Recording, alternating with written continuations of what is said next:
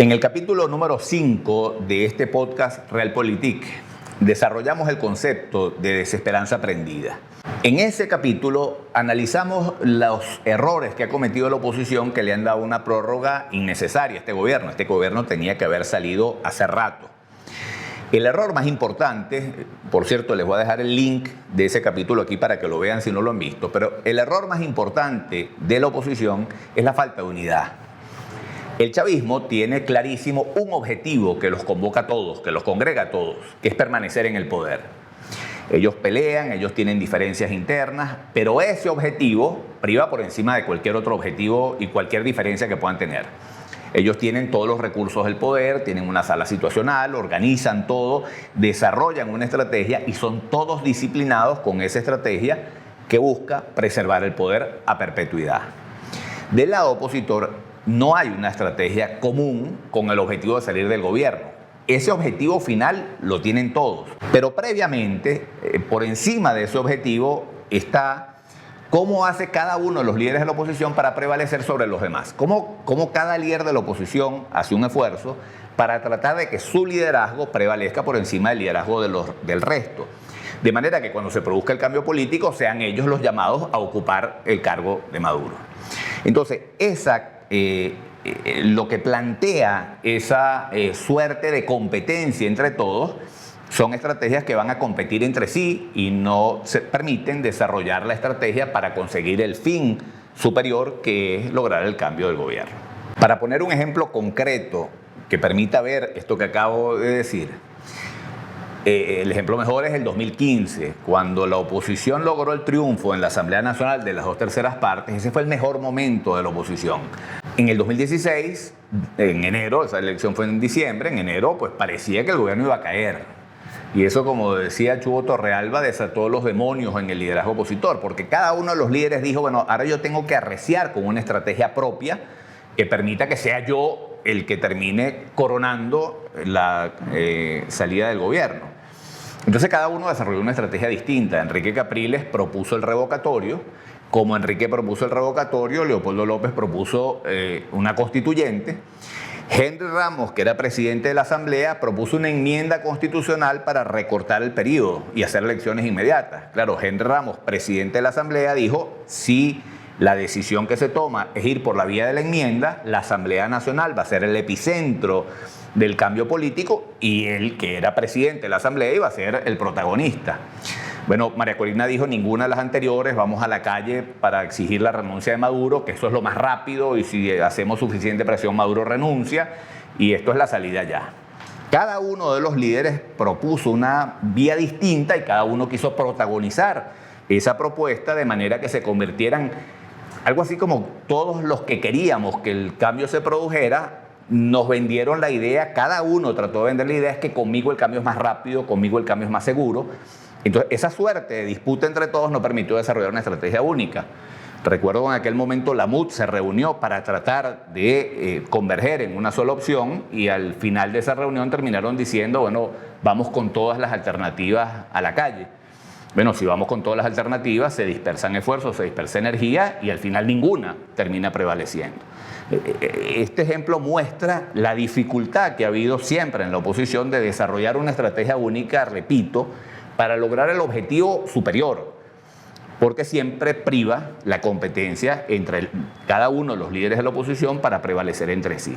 Hoy la oposición no está dividida, está fragmentada en pedacitos, está atomizada. El gobierno tiene, según las encuestas, en el mejor de los casos 25%, la oposición tiene 75%. Ese 75% debería barrer con el 25% en cualquier elección, pero ese 75% está dividido. La primera división es entre los que votan y los que no votan. Y dentro de los que votan, la división es gigantesca. Ahora están además los partidos divididos todos en dos por el problema de la judicialización, el uso del TCJ para judicializar los partidos. Acción Democrática, hay una Acción Democrática que preside Henry Ramos, pero hay otra que tiene la tarjeta, que es la que postula con la tarjeta de Acción Democrática, que la preside Bernabé Gutiérrez. En Voluntad Popular pasa lo mismo. Leopoldo López y Guaidó son Voluntad Popular, pero la tarjeta y los símbolos y la posibilidad de postularla tienen el diputado Noriega y Daniel Ceballos, que fue alcalde de San Cristóbal. Lo mismo pasa en Primero Justicia. Hay una Primero Justicia de Julio Borges, pero hay otra Primero Justicia de Luis Parra y de José Brito, y de esos, todo el proceso de judicialización ha contribuido mucho a fragmentar. Eso lo hace el gobierno obviamente por estrategia, divide y vencerás, es una estrategia tan antigua como Julio César y más, porque Sun Tzu escribió El arte de la guerra 500 años antes de Cristo y ya ahí estaba desarrollada una estrategia clásica que es dividir y vencerás. Entonces la oposición está muy dividida. Hay gente que plantea que la única forma de tener una candidatura única es una primaria. Vamos a esa propuesta. ¿Cómo se convoca una primaria entre todo ese liderazgo opositor? La oposición hoy se expresa en muchísimas formas y hay muchísimos grupos opositores, pero hay dos polos que se enfrentan a muerte, que son la MUD y la Alianza Democrática. Esos dos polos se enfrentan encarnizadamente, pero además dentro de esos polos hay mucha división. Julio Borges, ministro de Relaciones Exteriores del gobierno interino de Guaidó, ha dicho cosas muy serias en relación a la corrupción de monómeros, responsabilizando a Guaidó y a Leopoldo López. Por su parte, Enrique Capriles también ha acusado al gobierno interino de ficticio, y por su parte Leopoldo López ataca a Enrique Capriles porque dialoga con el gobierno. Es decir, la MUD está bastante fragmentada y la alianza también. Ahora, unas primarias convocadas entre todos esos grupos, ¿cuál va a ser el resultado de eso? Los candidatos de la MUD van a acusar a los candidatos de la alianza de alacranes, de vendidos al gobierno, de que están financiados por Maduro, y a su vez los candidatos de la Alianza Democrática van a hacer todo tipo de acusaciones al gobierno interino por los casos de corrupción, por monómeros, por la ayuda humanitaria, etc. Unas primarias dentro de esa oposición fragmentada serían una suerte de canibalismo, una guerra civil dentro de la oposición. Esa no puede ser nunca la vía. No hay forma de unir eso. Ahora, ¿qué es lo que hay que unir? ¿Qué es lo realmente importante que tenemos que unir para lograr el cambio político? En las encuestas se revela claramente una caída en el prestigio de los partidos muy grande. Hoy la gente está absolutamente desafectada con los partidos. El Partido Socialista Unido de Venezuela tiene 8.6%. Ese partido llegó a tener 30%. Está en su mínima expresión. Acción Democrática tiene 1.4. Ahora, no sabemos cuál de las dos Acción Democráticas, porque además hay dos. Primero Justicia 1.2, Un Nuevo Tiempo 0.6, Voluntad Popular 0.4, la MUD 0.4. Si los partidos están todos muy mal, todos los partidos pro oposición, asumiendo que Acción Democrática, COPEI, Primero Justicia y Voluntad Popular son opositores, llegan solamente al 4.6%. Los partidos pro gobierno, a eso le tendríamos que sumar Somos Venezuela, el Partido Comunista, que ya ni siquiera es pro gobierno, llegan a 10. 77.2% de la gente se manifiesta independiente. Cuando yo pienso qué es lo que hay que unir a ese sector. Los que plantean que la unidad se construye con las tarjeticas, a la luz de las encuestas, están francamente equivocadas. Y si uno se va hoy a la calle y le pregunta a la gente qué piensa de los partidos, uno se da cuenta que la unidad que hay que construir no es de tarjetas vacías, es la unidad de la gente. Y la gente está absolutamente al margen de los partidos. Y estos números se corresponden además con los líderes de esos partidos. Nicolás Maduro tiene 82.6% de rechazo, pero Juan Guaidó tiene 81.8%, Enrique Capriles 84.4%, Leopoldo López 78.2%, Henry Ramos 80.9% y María Corina 70.4%. Estamos hablando que todo el liderazgo político, si medimos el liderazgo político de los líderes de la Alianza Democrática, todavía la evaluación es peor. Cuando las encuestas hacen una evaluación de las distintas instituciones en Venezuela, aparece la Iglesia Católica como la mejor evaluada con 60.6% de opinión favorable, los empresarios con 47%, la banca privada con 40%, los industriales con 39%, los comerciantes con 37%, la banca pública con 21%, el Partido Socialista Unido de Venezuela aparece con 83.8% de opinión negativa, solo superado por los partidos políticos de oposición que aparecen con 86%. Si los partidos están así y si los líderes políticos en general en Venezuela están así, ¿qué es lo que hace falta? Unir. Si nosotros buscamos a un buen candidato, un candidato que tenga el aprecio del país, y convocamos una rueda de prensa, y esa rueda de prensa están todos los líderes de los partidos, y sentamos a Bernabé Gutiérrez, con Henry Ramos, con Henry Falcón, con Bertucci, con Manuel Rosales, con todo el mundo, y dicen, este es nuestro candidato único. Yo tengo la sospecha que con los números que hay, ese candidato pasa a tener 0.1% en las encuestas. ¿Qué es lo que nosotros tenemos que unir para producir el cambio político en Venezuela? Para eso tenemos un ejemplo que yo quisiera expresárselos hoy, que tiene que ver con la elección del 2021, la elección de noviembre de gobernadores y alcaldes. Esa elección dejó demasiadas cosas interesantes que observar. La oposición fue dividida, desde Caracas postularon candidatos múltiples en todos los municipios, en los 335 municipios se postularon un montón de candidatos de la oposición. Todo el discurso en esa campaña de la oposición fue descalificaciones entre sí. Se hizo todo lo que se podía hacer para que se perdiera todo. Es decir, yo llegué a un momento en el que tenía la sensación de que nada se iba a ganar. Y sin embargo, más de 100 municipios, casi el 35% de los municipios los ganó la oposición. Los ganó dividida, con algunos candidatos que eran candidatos por primera vez, que no eran de partidos políticos, múltiples candidatos en los municipios y sin embargo hubo más de 130 municipios donde los líderes de la oposición derrotaron al PSUV y en algunos casos a la Alianza Democrática y a la MUD. Esa elección dice que derrotar al gobierno, claro que se puede. No es difícil, el gobierno sigue teniendo un nivel de rechazo altísimo, sigue habiendo una mayoría gigantesca que quiere producir un cambio. El tema es cómo logramos que ese cambio se exprese, cómo logramos unificar. Y esos municipios básicamente no unieron tarjeticas, no unieron líderes políticos, sino unieron electores, unieron gente, unieron ciudadanos alrededor de un candidato. Yo quiero que veamos un caso puntual, que es el caso del municipio Carache del estado Trujillo. Quiero que veamos ese caso porque ese es quizá el municipio más chavista del país.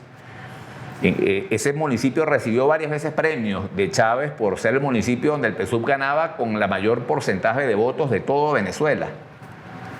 Ahí la elección del 2017 la ganó el PSUV con el 94% de los votos. La alcaldesa que ganó la elección se llama Milagros Moreno, candidata del PSUV.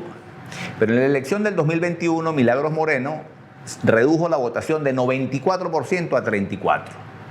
Y surgió un líder llamado Yohanty Domínguez que terminó ganando esa elección. Yohanty Domínguez no es político, es un productor, un pequeño productor que preocupado por la situación motivó al municipio y unificó a la gente alrededor de una propuesta. Los unificó básicamente porque era un líder que transmitía que quería ser alcalde para utilizar la alcaldía como un instrumento para servir, para ayudar a su comunidad. Yohanty Domínguez ganó la alcaldía con 46.55% de los votos. El 99% de sus votos lo sacó en una tarjeta que en Carache no conocía nadie hace un mes. El PSUV quedó reducido de 94 a 34%. La Alianza Democrática, ahí la oposición también fue dividida como en todo el país, pero la Alianza solo logró sacar el 9.48% y el candidato de la MUD, Luis Mejías, logró sacar 8.4%. Un dato adicional de Carache importante es que no solamente él logró que ese 5% que votaba por la oposición votara todo con él, logró incorporar un montón de gente del chavismo. Pero es que además logró que mucha más gente votara que en otros municipios, porque el liderazgo motivaba a gente que normalmente se abstiene a participar. En la elección de Baruta de ese año, del año 2021, la abstención fue del 74%. Si se abstuvo 3 de cada 4 personas. En Carache la abstención fue menos de la mitad de la población. Es decir, además incorporó mucha más gente a participar en el proceso electoral porque la gente estaba motivada, porque había una propuesta. Eso pasó en más de 100 municipios, con todas las circunstancias adversas se ganó. Yo digo esto porque las posibilidades de derrotar al gobierno son altísimas. Lo que hace falta es tener una propuesta que ilusione, gente que despierta esperanza, un liderazgo que despierte esperanza. Y no se despierta esperanza solamente diciendo Maduro vete ya y Chávez vete ya. Se despierta esperanza cuando hay una propuesta, cuando hay una visión, cuando hay un sueño compartido de país o un sueño compartido de municipio. En la Biblia hay una historia que lo ejemplifica perfectamente. Cuando el pueblo judío vivía en la esclavitud en Egipto, surgió un líder llamado Moisés que agarró al pueblo judío y no se puso a hablarle mal del faraón. Moisés lo que le dijo al pueblo judío es: acompáñenme al desierto que yo los voy a llevar a la tierra prometida. Y el pueblo judío lo acompañó al desierto porque había una propuesta: yo los voy a llevar a la tierra prometida. Venezuela necesita un liderazgo que ofrezca, que prometa, que construya un sueño compartido de país. No una demagogia, no una mentira. Venezuela tiene todo un potencial gigantesco para salir adelante. Con este gobierno es imposible que Venezuela aproveche todo su potencial porque es un gobierno que despierta desconfianza, que no atrae inversiones, que tiene una política equivocada. Pero un liderazgo que sea capaz de presentarle a los venezolanos la posibilidad de construir ese país que todos queremos, que es un país posible, porque Venezuela tiene todos los recursos para lograrlo. Un liderazgo que construya esa propuesta que nos lleve a soñar no con la tierra prometida, pero sí con esa Venezuela posible, es la única forma de unificar a lo que tiene que ser unificado, que son los seres humanos, los 30 millones de venezolanos, alrededor de un sueño, de una propuesta. Este es el momento para presentarle a los venezolanos el camino para hacer de Venezuela el país con el que todos soñamos. Si te parece que este episodio vale la pena, por favor compártelo, dale like, hazme algún comentario y sígueme en mi canal de YouTube.